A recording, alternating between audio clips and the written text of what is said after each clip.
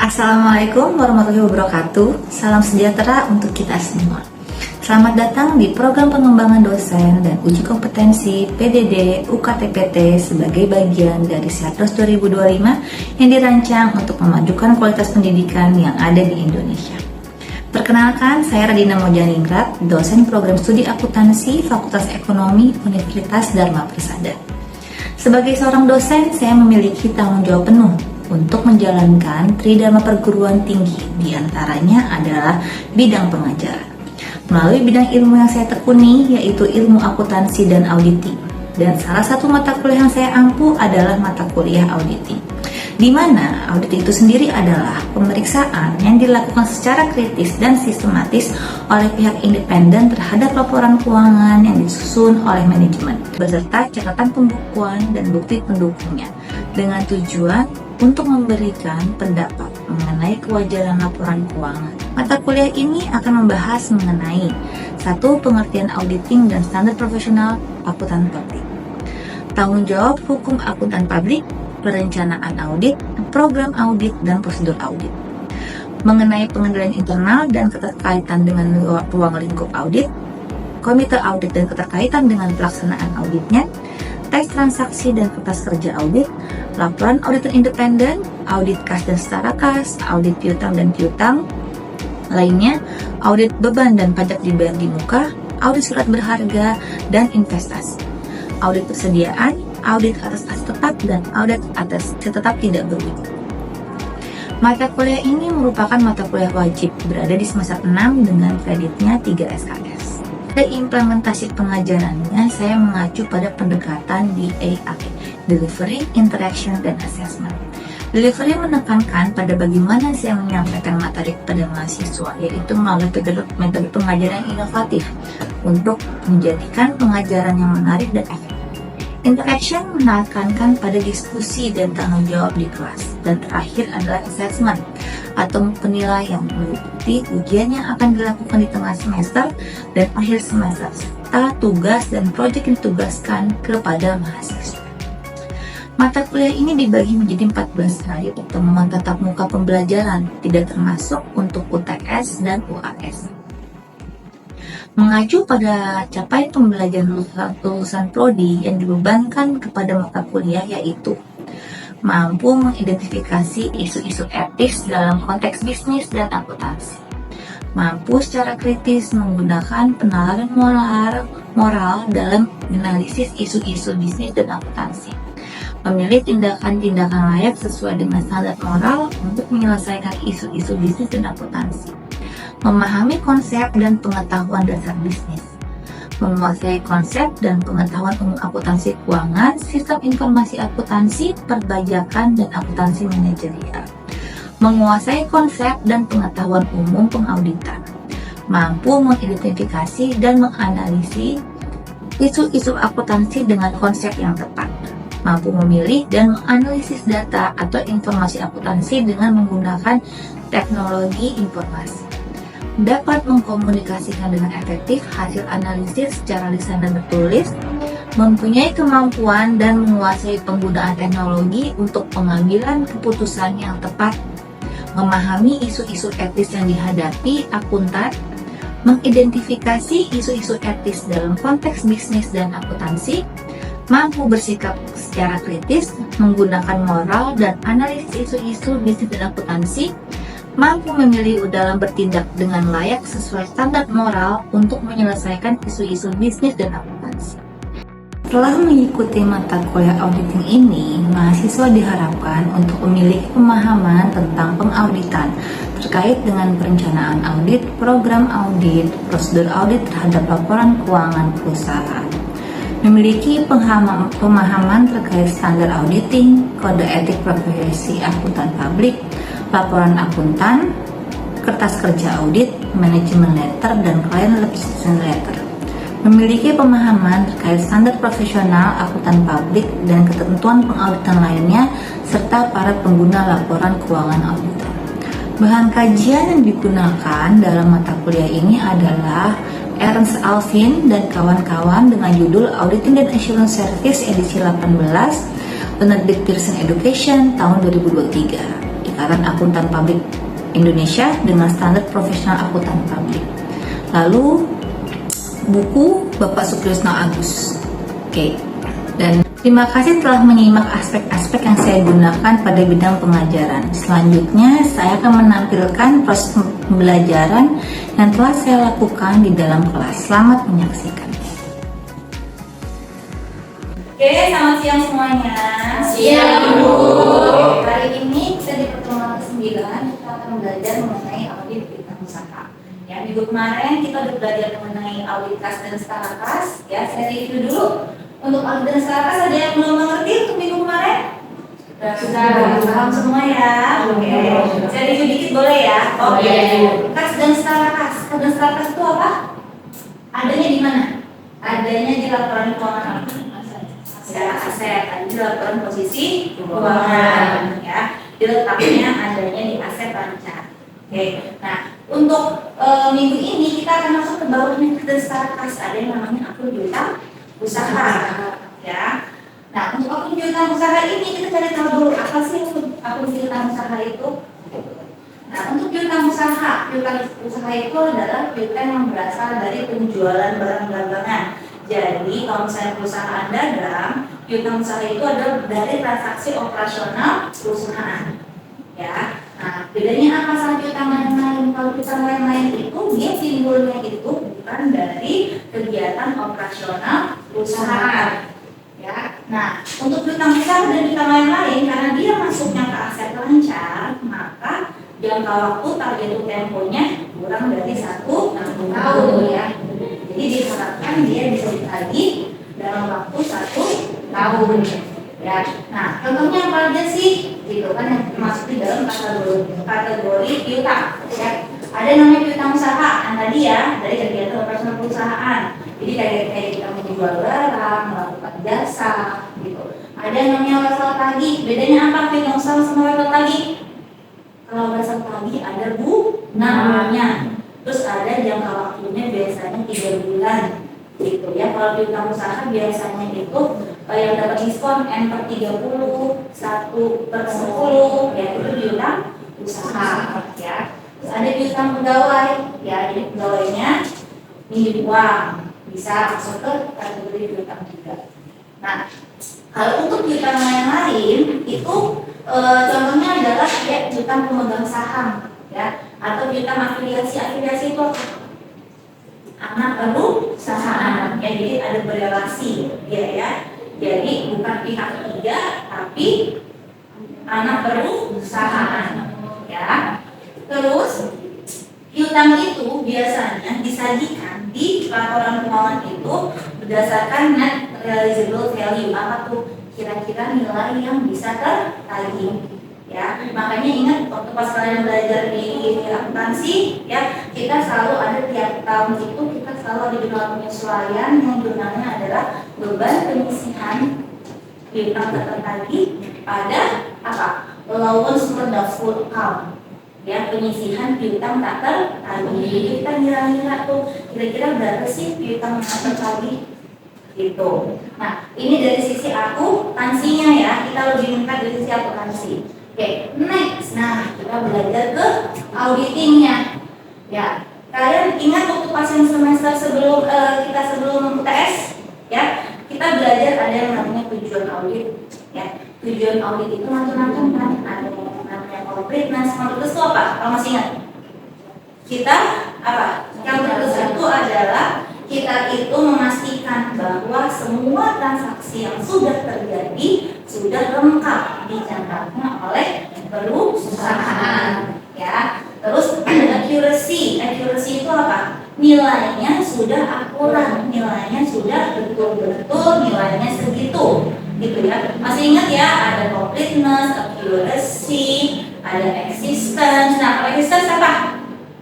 Nilai yang ada di laporan keuangan itu benar-benar eksis, benar-benar ada, ya. Kayak saya ulang lagi aja ya. Jadi kalau completeness itu kita itu dari semua transaksi yang terjadi sudah dicatat, itu completeness. Kalau existence kebalikannya, dari nilai laporan keuangan kita trace balik ke belakang, ini nilainya benar-benar ada apa enggak sih ini transaksinya benar-benar ada apa enggak sih, benar-benar eksis atau enggak sih.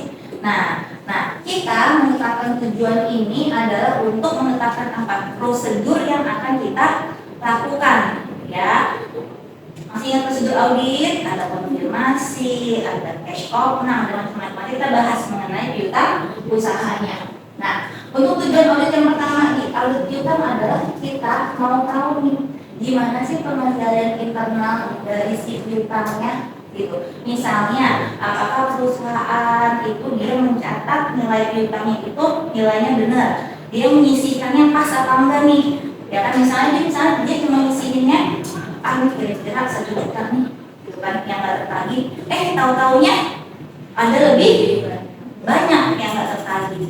Nah itu berarti ada apa? Ada masalah di pengendalian internal perusahaan. Kayak misalnya lagi ada pengendalian internal itu, ya ada misalnya customer mau utang, tapi nggak di-trace dulu history-nya dia kayak gimana, gitu kan, nilainya besar. Nah itu sebenarnya pengendalian internal kan.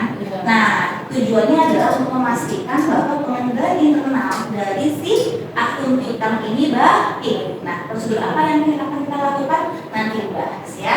Terus, untuk transaksi yang menyangkut dengan penjualan piutang atau penerimaan kas, berarti transaksi operasional perusahaan sehari-hari ya, memastikan bahwa semuanya sudah dicatat secara akurat. Nah, jelas ya. Jadi semuanya sudah dicatat dan nilainya akurat ya. Tujuan audit apa yang akan dicapai? Completeness dan accuracy ya. Sama semua kalau existence apa? Semua transaksi benar-benar terjadi, tidak ada yang fiktif gitu. Ada lagi namanya cut off itu berarti dicatatnya pada periode yang tepat ya. Karena biasanya ingat ya, ada timing difference ya. Jadi misalnya pertama 31 Desember kita udah ngirim barang, tapi barangnya belum sampai. Di kita udah dicatat sebagai penjualan, sama klien sama customer dia belum nyatat karena barangnya belum sampai. Pasti waktu pas kita akan mengirimkan konfirmasi, kita kan ada nanti prosedur yang namanya konfirmasi ya. Kita ngirim nih, auditornya ngirim customer, benar gak sih nilai piutangnya segini? Gitu, fotonya nggak pas. Ya kan, auditor langsung wah, nilainya nggak pas nih. Kenapa nih di plusnya kenapa? Gitu kan?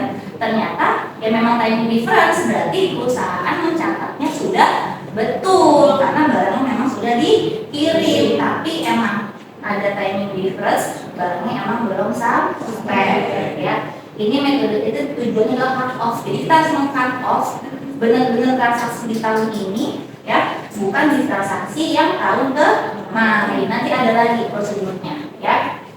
Terus ada untuk memeriksa keabsahan sama validity dan autentikasi. Jadi benar gak nih, valid gak, absah gak nih piutangnya gitu. Udah ada tanda tangannya apa belum nih? Itu biasanya buat kesal tagih ya. Kalau piutangnya biasanya enggak ya. Kesal tagih yang ada bunga-bunga biasanya yang harus ada tanda tangan keabsahannya.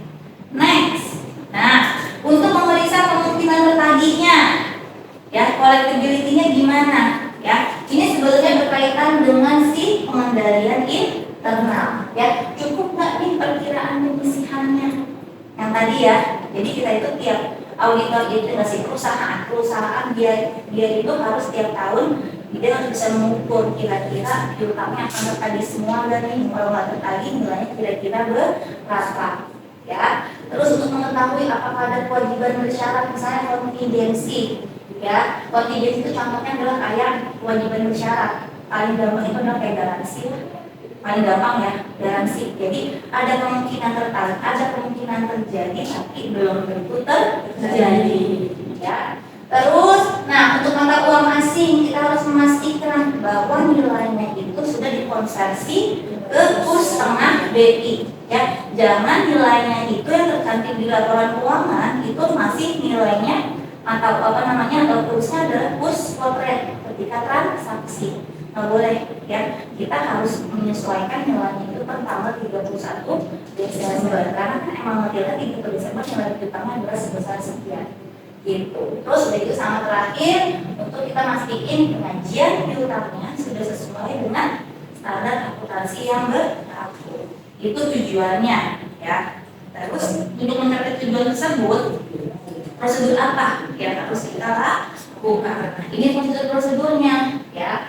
Apa yang kita harus lakuin? Ya udah, kita harus memahami sama mengevaluasi internal kontrolnya, ya. Untuk in real itu biasanya kita itu menerima namanya kuesioner, ya, kuesioner ke klien.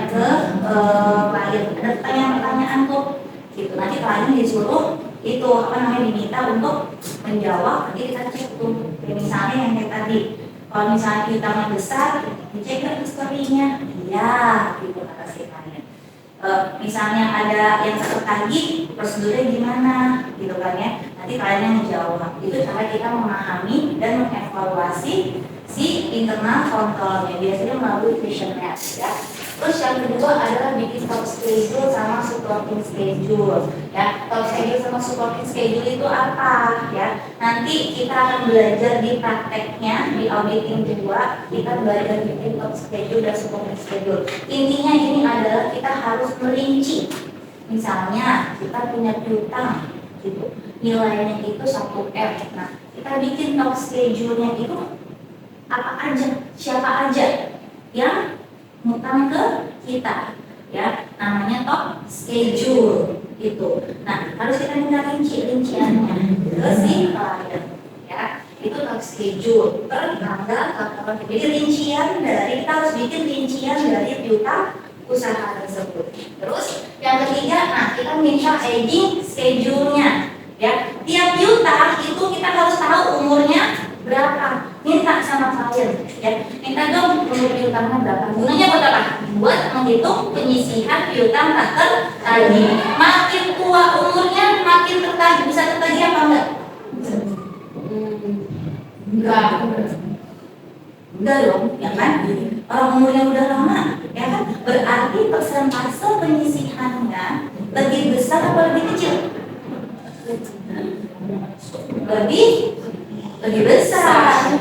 Penyisihan tak tertagihnya lebih besar atau lebih kecil? Lebih besar. Kan karena kita hitungnya apa? Penyisihan piutang. Nah, kan kita membisiknya itu adalah penyisihan piutang tak tertagih, ya.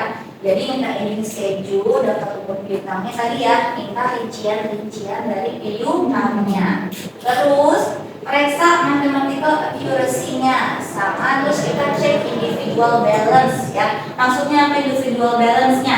Misalnya di trial balance kan ada tuh, ya, A, B, C. A, B, C-nya nanti tuh, ya, misalnya piutang usaha ke A 1 juta, ke B 5 juta, ke C berapa, gitu kan. Nah, tiap si customer itu pasti punya itu dong, apa namanya, saat ledger pembantu dong, ya enggak, mutasi dari transaksi mereka, ya kan. Buku besar pembantu, ingat gak waktu pas di akuntansi, ya, tiap customer kita harus ada track record-nya, ya. Nah, itu kita bandingin track record-nya, buku besar pembantunya sama yang ada di trial balance-nya, ledger-nya, sama enggak nih, gitu. Berarti kalau misalnya nggak sama gimana? Nah, ini masih sama, yang benar yang mana nih? Yang dirincian, yang dimutasi track record-nya, atau yang ada di trial balance-nya. Nah, itu kalau aku sebagai auditor, kalau saya sebagai auditor, saya selalu lebih percaya rincian. Karena kan harusnya kan dia kan, kalau saya sampai nggak sama, kenapa sebabnya? Berarti internal kontrolnya kurang. Berarti kontrol dari si piutangnya perusahaan ini kurang. Ya, berarti kalau kontrolnya kurang gimana? Ingat yang pelajaran sebelum ICS. Kalau kontrolnya kurang, berarti prosedurnya harus lebih diperdalam lagi. Ya, oke. Terus tadi, ya, tes cek umur piutang juga dari beberapa customer, terus ledger piutang sama sales invoice, ya. Jadi kita harus ngecek terus nih umur piutangnya gimana, sama rinciannya betul atau enggak ke bagian sub ledger. Sub ledger itu sub dari si ledger, ya. Jadi rincian lagi dari ledgernya, ya. Oke, terus kirimkan konfirmasi piutang. Nah, oke, saya tanya, kirimkan konfirmasi piutang itu untuk mencapai tujuan audit apa?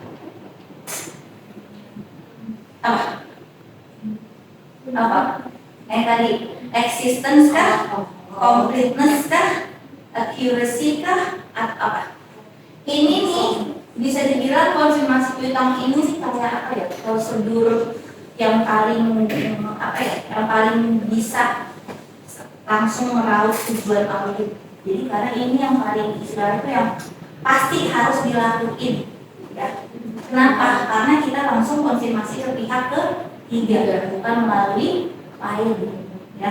Jadi ini langsung bisa mencapai 3 tujuan audit: completeness, existence, benar-benar ada, benar-benar komplit, sama nilainya akurat. Ya, kalau nanti kalian audit, kalau piutang harus melakukan konfirmasi piutang, itu wajib, ya, karena ini kayak prosedur yang paling istilahnya rajaknya deh, pokoknya kalau udah konfirmasi piutang itu langsung tujuan audit, insya Allah udah langsung tercapai 3 itu, ya. Nah, terus itu periksa subsequent collection. Nah, subsequent collection itu ini nanti dilakuin kalau konfirmasi piutangnya nggak dijawab. Misalnya ada saldo kemudian 1 juta, atau ya kecil ya 1 juta, ya kan? Kita udah konfirmasi ke customer, ya, udah dibalas-balas sampai ke tanggal kita mau bikin laporan audit, gitu kan ya. Wah, gimana nih? Gitu. Kita cari ke subsequent collection. Kita lihat di tanggal setelah tanggal 31 Desembernya, ada nggak uang masuk dari si klien A ini? Tiba-tiba ada uang masuk nih dari klien A 1 juta. Nah, berarti apa? Ya, berarti nilai piutangnya betul segitu. Ya nggak? Berarti kan ada apa? Ada pelunasan dari piutang sebelumnya. Ya, jadi ini adalah prosedur alternatif kalau konfirmasi piutangnya nggak dijawab sama si kliennya. Ya, terus periksa apakah ada level tagih didiskontoin. Ya, didiskontoin itu maksudnya adalah ada bunganya nggak? Ingat nggak pelajaran matematika keuangan diskonto? Nah, itu yang bunga kasih itu. Ya, terus udah itu periksa dasar penentuannya, ya. Nah, penyisian piutang tagih itu ingat di akuntansi ada berapa macam cara ngitungnya?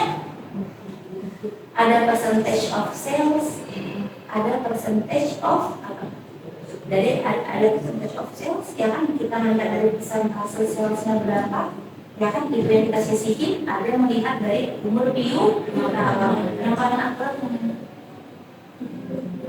dari umur piutang, ya. Terus kita harus mengecek nih persentase estimasi penyisian perusahaan itu pas atau enggak. Nanti totalnya kembali persentasenya umurnya yang lama, umurnya yang tua, malah persentasenya paling kecil. Berarti salah kan ya? Harusnya makin tua umur piutang, berarti persentase penyisiannya harus makin besar, ya. Itu dicek juga. Terus sama tes sales cut off, ya, sama itu yang tadi, ini tes sales cut off itu buat mastiin gitu, ini dia di periode yang benar atau enggak. Jadi biasanya prosedurnya adalah kita ngambil 5 transaksi sebelum 31 Desember, sampai kita ngambil 5 transaksi setelah tanggal 31 Desember. Kita lihat di pencatatan perusahaan, benar nggak dia mengkategorikannya, dia masuk ke periode mana nih? Gitu.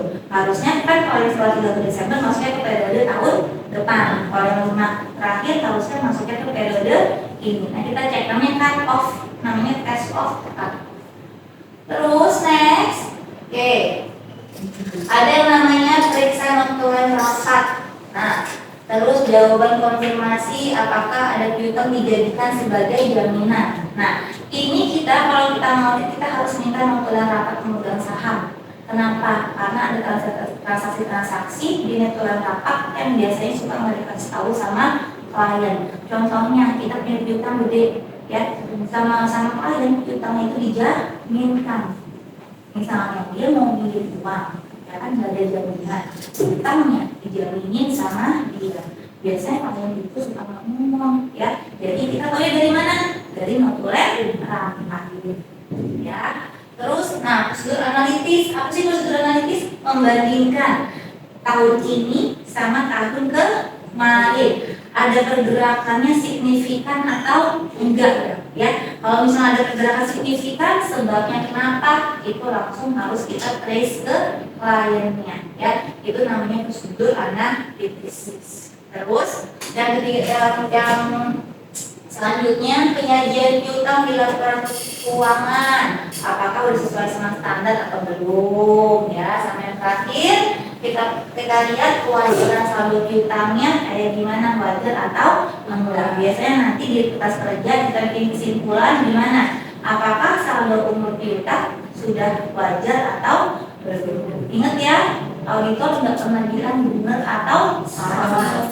Auditor selalu bilang wajar atau tidak wajar, ya. Karena kenapa?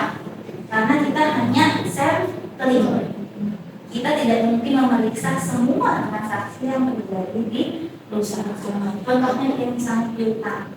Kita punya piutang 200 item. Mau kalian konfirmasi semua? Mungkin ya, mabok kita mau konfirmasi semua piutang itu. Kita hanya sampling, ya, sampling aja.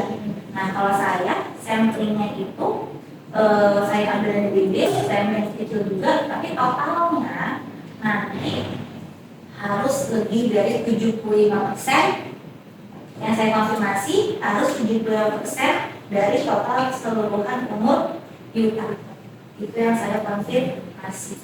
Ya, nggak semuanya juga saya konfirmasi. Yang habis waktunya, karena kan ada yang kita kan cuma dikasih waktu biasanya berapa lama. Gitu, ya. Makanya tidak pernah bilang benar atau salah.